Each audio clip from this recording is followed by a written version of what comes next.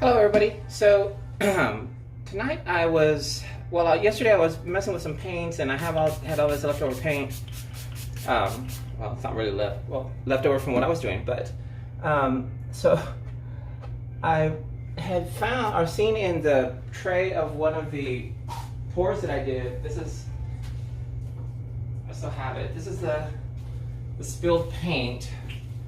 As you can see, there's a lot of greatness happening there, and I was trying to think with my roommate, different things that we could do with it. I'm still trying to think, but these colors were still all out, so I put them all together in a tray, and I mixed them, kind of just mixed them by hand. And all I'm going to do is, it's kind of similar to, I had been sent, and I've seen this link before a couple of times. There's a video out there of somebody who does this kind of work, and they do it all in a dustpan and then just kind of tilt and drag their design over. So I'm going to do something similar. I have it all mixed. I'll show you right here. It's all real pretty, all these patterns and stuff, and I'm curious to see what it's going to look like when I can stretch it out a little bit more. So, but I'm also wondering, I'm going to go ahead and cover edges anyway, just because I don't want to run the risk of not having enough paint. You know how I am.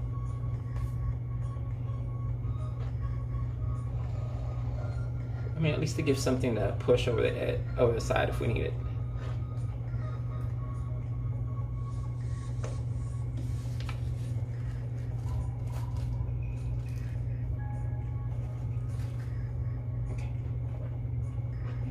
I hope everyone enjoyed their Memorial Day weekend and paid their respects where appropriate.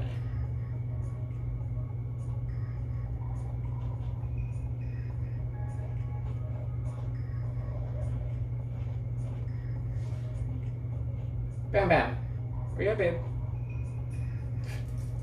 Ever since, so we've got a new roommate, and he has a lot of stuff that he's moving in and out, so always, every time I hear a noise, I'm like, where did the dog go? Because he's so curious about everything that apparently this roommate had a cat or something.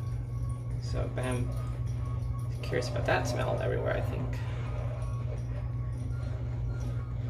Okay,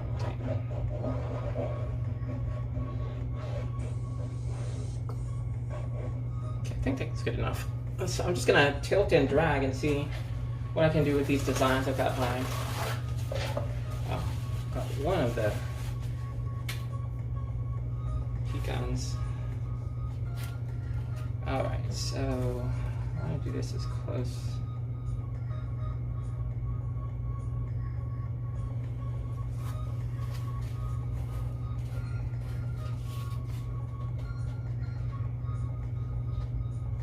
I was real careful to make sure this was balanced. I didn't want to.